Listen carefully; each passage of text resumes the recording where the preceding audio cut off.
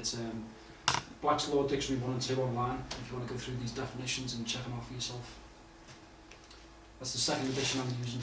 Because I find if you use the earliest definitions, you get a better understanding of what they truly meant before the language evolved to trick you more into believing that the wordsmithery they use is quite clever. Again, most of these are second edition. These are actual pages from it. Company.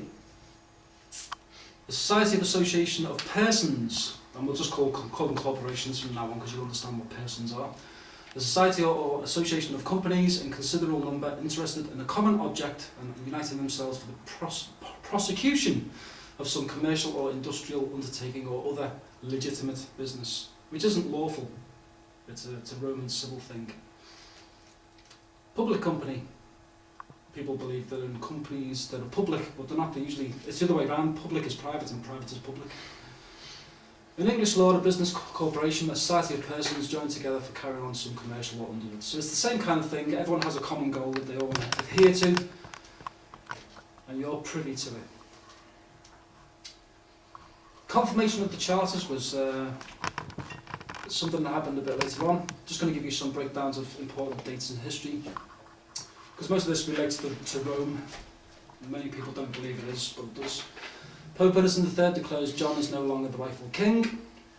1213, John submits, I'm going to look at that word submit, to the Pope's demands and accepts the authority of the Pope, which he should never have done. John meets the English barons at Runnymede, agrees to the demands and seals the Magna Carta, which sets limits on the powers of the monarch.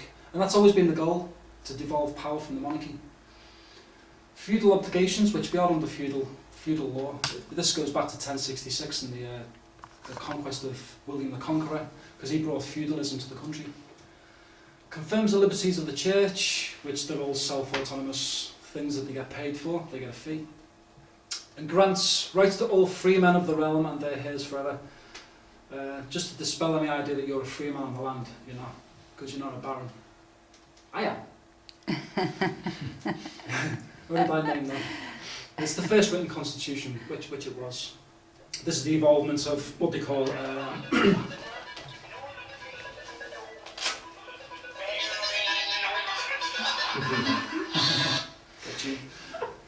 1215, the Pope decrees that John need not adhere to Magna Carta and civil war breaks out. In other words, you adhere to the Roman Empire or you suffer the consequence, which basically caused the barons to go against the king and say, well, we judge the people, we administer the people.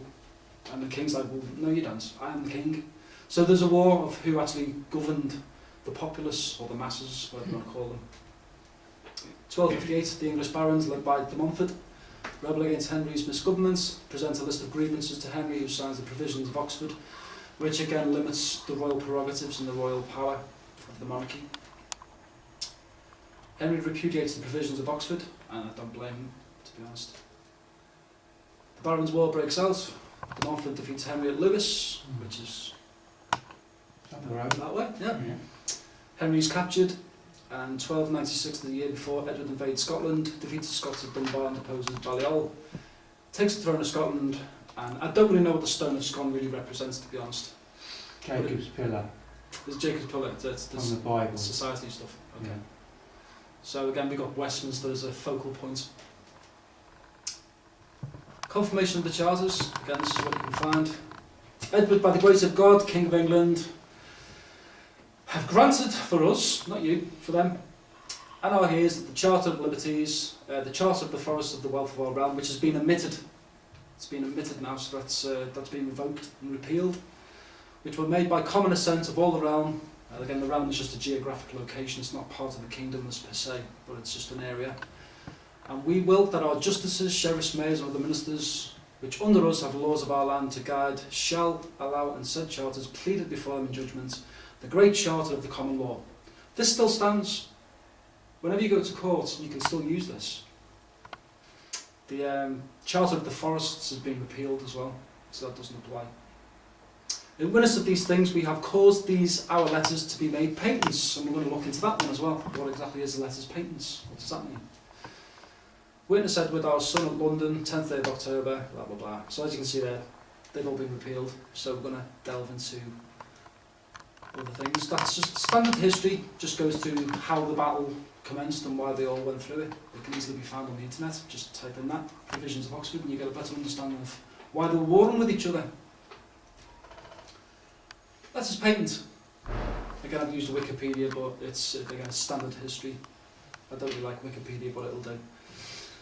Letters patent are a type of legal instrument. Again, it's not lawful. In the form of an open letter issued by a monarch or government, in this case it's your government now, granting an office, right, monopoly, title or status to a company, corporation, or to some other entity. Letters patent can be used for granting of city status, coat of arms, creation of corporations, or by a government to create an office. Now understand, mostly government believes they're God. They create things from no thing by manifesting them into reality. So that's what basically it does. It creates things from nothing. It's evolved into the modern patent granting exclusive rights in an invention. They're also common in printed diploma, academic degrees and educational institutions. So when you go to college and universities, you're dealing with things that are letters patent, which only exist as long as the corporation does. As soon as it goes bankrupt, it won't exist. Kind of like doctors. Doctors today are now called healthcare professionals. They're not called doctors anymore. If you look into some of the National Health Service legislation that's being passed. So I could be any muppet and I could just be a healthcare professional. I've never done 7 years worth of university or diplomas to get my 7 years worth of being a medical practitioner and taking me Hippocratic oath. It just means it's a title. It's a fictional title. Healthcare professional, you'll hear a lot more about it. Confirmation of the liberties. It's been completely repealed by the 1947 statutory law repeals. These are the only 3 things that exist in the whole of the confirmation of the charters from 1297. Again, it's nothing for you. This is for the barons. We granted to God, and by this our present charter have confirmed for us and our heirs forever that the Church of England shall be free. Which it is. They get fees, they get paid monies for it. And shall have her whole rights and liberties inviolable. We have granted also and given to the free men of our realm, which is not you, for us and our heirs forever, these liberties underwritten to have and to hold to them and their heirs forever and ever. Amen. That's one that exists. The second, talk about letters patent. The City of London is a self-governing, tax-free city. It pays no taxes. Anyone who believes that it does, fool yourself.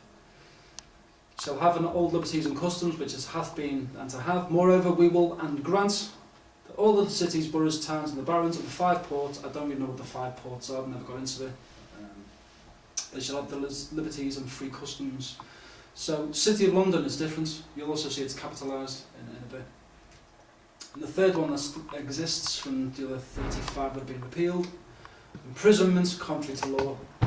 No free man, which again is not you, shall be taken or imprisoned or be deceased of his freehold or liberties and free customs, or be outlawed or exiled or any otherwise destroyed, nor will we not pass upon him nor condemn him, but by lawful judgments of his peers, which really should happen, but we don't have court de jours anymore. Or the law of the land, we will sell to no man, we will not deny or defer any man right or justice. They're the only 3 that exist, apparently. So who's a free man then? A free man is a baron, it's a lord, the likes of the Lord Argyle and the Earl of Wessex and people like them. They are your barons, they own the land, they're landowners. City of London, you'll see it's all capitalised. This is done in Brad Street. This doesn't exist anymore, it's been pulled. It's gone to a different, I think it's a company's house, if you can get on the site. Notice the address, Guildhall, PO Box 210. That address there. You'll also see that this is affiliated with it, which is a think tank of the government, another company. City of London, you'll notice there. City of London Corporation is the police authority for the City of London Police. So this is a company that's working for profit. You'll also see there, it's registered. The City of London Police Authority.